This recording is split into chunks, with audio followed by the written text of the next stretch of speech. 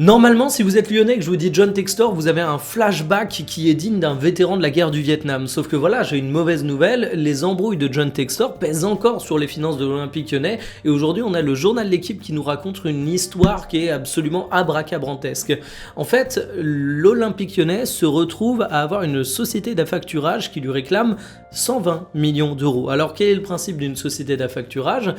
C'est assez simple, c'est quand vous avez une facture de 100 euros mais que votre client refuse de payer ou que ça met trop de temps, vous pouvez céder cette facture de 100 euros à une société d'affacturage qui va vous la racheter 80 euros, mais qui en échange va tout de suite vous donner l'argent, donc ça vous aide côté trésorerie, et qui de son côté va se charger d'aller réclamer les 100 euros à la société qui a une créance. Le but d'une société d'affacturage, c'est qu'avec cette petite différence de 20 euros, ils ont des moyens qui vont consacrer à la relance, au fait d'aller chercher la thune. C'est des spécialistes pour réclamer de l'argent, autant vous dire que généralement, ce ne sont pas des sociétés qui plaisantent beaucoup. Et bien dans le cas de l'Olympique Lyonnais, on a 5 joueurs fantômes qui ont été vendus de Botafogo à l'Olympique Lyonnais pour une somme de 120 millions d'euros, et ça, c'est passé en affacturage de la part de John Textor, c'est-à-dire que John Textor a donné une de ses créances à une société d'affacturage alors que les deux clubs étaient de son côté. Alors ça a donné 100 millions d'euros en cash immédiat, un cash qui aurait bénéficié à l'Olympique Lyonnais,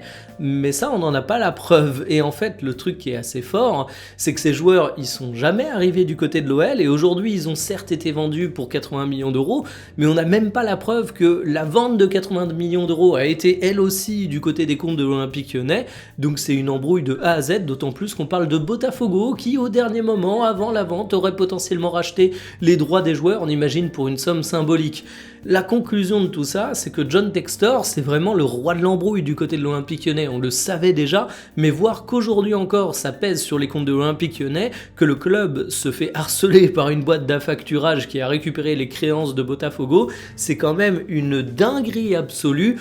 Encore une raison de ne pas aimer John Textor du côté de Lyon.